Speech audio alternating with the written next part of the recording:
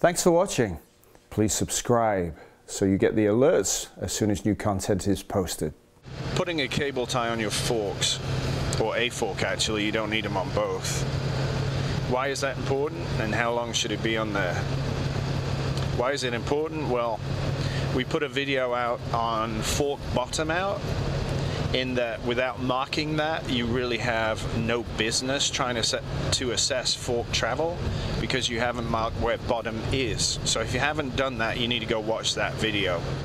Travel's perfect in the front. You've got 15 mil left. Okay. That'll go all the way. Okay. So you're ideally set for this afternoon. Perfect. Nice work. Thank you, sir. Thank you. Using the cable tie tells you how much travel you're using. So what's the rule of thumb? Well, for the road you want to use somewhere around 3/4, because a lot of the time riding on the road can be quite random, so you need a big buffer. Why do you need the buffer? Well, if you've got a brake and you need more brake, you need more travel. If you brake and have to brake harder, the last thing you want to do is hit bottom, because the only suspension you've got left is the tire.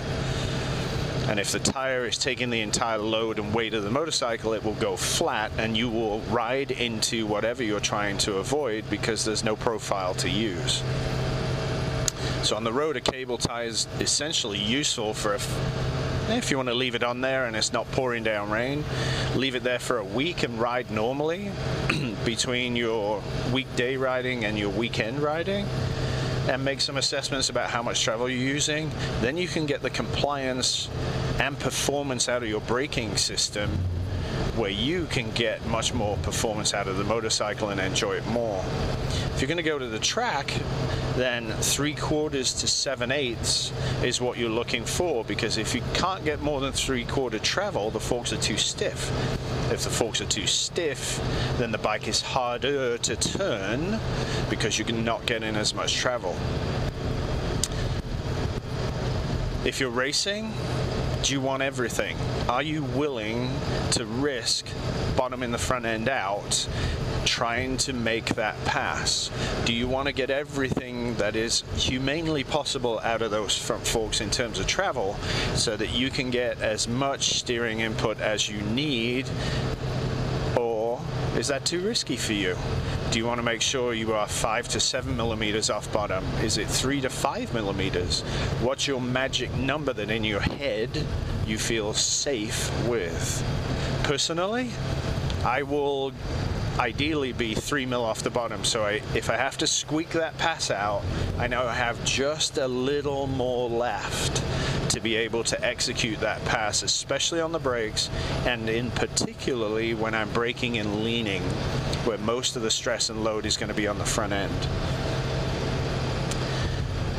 So knowing that, you can take that on the road. That's pretty easy over a week. On the track, whether you're riding track days or racing, each track has its own demands. So every time you go back there, for at least a couple of sessions, 3 or 4, put the cable tie back on. As you mature as a rider, your riding style changes and your abilities improve. So your demands on braking performance will increase. So there's nothing wrong with checking back in to put that cable tie on and make sure that, given the improvements you've got in braking in particular and cornering, that you're not leaving the bike behind and taking it for granted.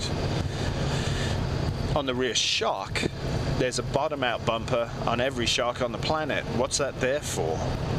It's a cushion so that the base of the shock doesn't smash into the absolute bottom of the shock. So it is a soft bottom out. It's there because the shock will get into that rubber bumper, and with age and UV, that will harden up and shrink in size. So initially you'll find that it's kind of polished if your setup is too soft. And if it's too stiff, then a lot of dirt will aggregate on top of that rubber bumper. So visually you've got that check. With chain lube and other, shall we say, substances, you'll often get static electricity and those onto the shock shaft. So now if the shock is visible, you can see how much travel you're using between what is clean and what is dirty. On some bikes, the shock is buried in the swing arm and you can't see it, so now you need a flashlight and a mirror. Getting the same information about how much travel you're using in the shock is equally as important as how much travel you're using in the forks. Knowledge is power. Just because the shock may be out of sight doesn't mean it should be ignored. Can you put a zip tie on a shock shaft? Can you put an O-ring on? Absolutely. You can do that at the time of service. Is it a pain to get out? Yes, it is.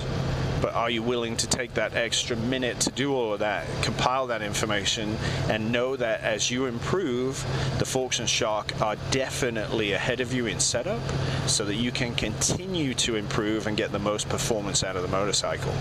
To schedule a remote tuning appointment for you and your bike with Dave via text, email, Facebook, etc., contact Dave on Facebook or by email, dave@davemosstuning.com.